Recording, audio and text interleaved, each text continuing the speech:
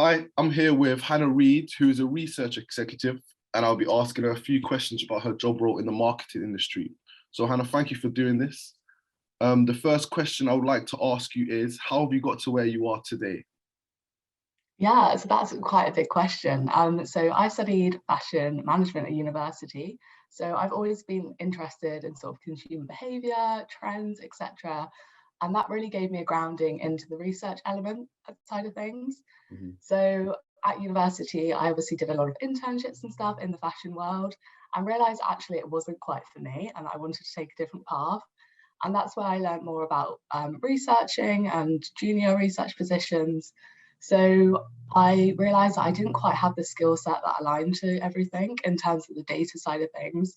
So I worked with like the DMA on their creative data course, which really helped me to broaden my skill set in the space. Mhm. So that was really interesting to explore different job opportunities in the marketing and research areas.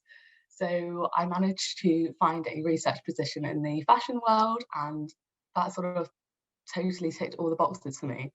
And then through that, I built up experience going from a junior research executive to now a research executive position. And yeah, that's sort of a quick intro into my journey into research. Okay, nice. So you say you've done a lot of work experience, internships. So was there anything specific that made you pick the marketing industry, or did you just go with the flow and it's happened? I think for me, we had a few lectures around it, and I just thought it was really interesting, understanding people's behavioral choices, business decisions, things like that. So that's probably one of the things that steered me. And then, as I said, the Creative Data Academy from the DMA was just amazing. I got to work on some live client briefs, get to chat to people in the industry at their networking events. And I think that just sold it to me. It looked like a job that I could fit my skill set in and would be interesting and engaging. Okay, excellent. So, would you say there's anything that motivates you in your work to go in every day? What specific? Um, Definitely working with the broad range of clients that I do. We have some really interesting people from sustainability, skincare, food, consumer goods. And I think just helping them reach that end goal is what motivates me. And some of the projects can influence great change. I've worked on some sustainability pieces that have actually come to life at COP26 last year. Mm. So, being part of, I guess, wider societal movement is, yeah, what keeps me motivated. Okay, perfect. So I'm sure every day looks different, but what would you say a day typically looks like in your role? Yeah, you're definitely right. Every day is slightly different. But I guess for me, the main things are I'll clock in the morning, check emails, catch up with colleagues, and then I'll mainly be working on client projects. Mhm. So this could be drafting questionnaires, writing proposals, doing intro calls, as well as sort of managing field work. I could be writing up reports from the findings that we've got and then presenting to clients. In the COVID world, most of this is done virtually now, but that's sort of a typical day. And I also work across internal things as well. I'm on the sustainability team and I help to influence and change our qualitative strategy. So I'd say 80% of it is sort of client focused on their projects, and then about 20% is internal stuff and playing catch up. Okay, perfect. So, would you say this is a stepping stone, being a research executive, or would you say you have other career aspirations? Yeah, I definitely want to stay in the research space. Very motivated to try and climb the career ladder. You can go from, to senior researcher to management positions. Yeah. And I think for one thing for me is I really want to become an expert in some of the fields that I most like, for example, the retail space, because that just helps me set me apart and, I can focus on trends and upcoming things and sort of be at the forefront of that research.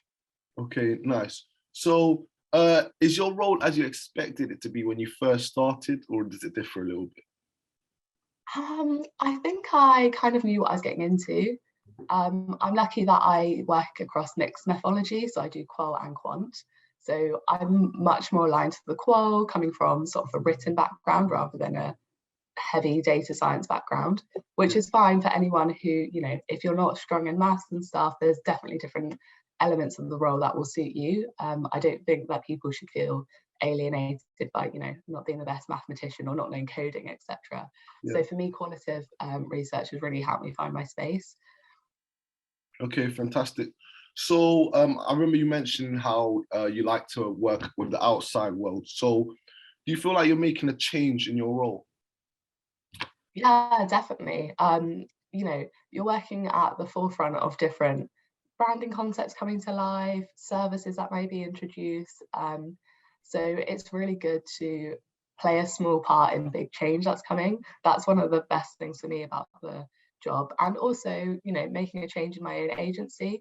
I'm lucky enough that they really listen to what their colleagues have to say and their staff. So it's good to feel like you have a voice within your own company and also in the wider industry. Okay, nice. So what would you say are the biggest challenges that you had to overcome at your workplace?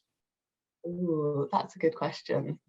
I think for me, when I got my first role, I was working in a very small team, and I feel like at university you work quite autonomously as well. Yeah. And then in my second role, I joined a bigger agency. So getting to know different personalities, managing like teams on a broader scale in a real life setting, that was quite challenging for me. But you adapt and you learn over time, how to approach things in a business manner and dealing with different clients and things like that. So it's definitely something you can feel more confident on as you go along in your job. Okay, perfect. So relating to you talking about confidence as you go along, what would you say is the best advice you can give someone who is young and they're coming into the industry and they want to go into your line of work?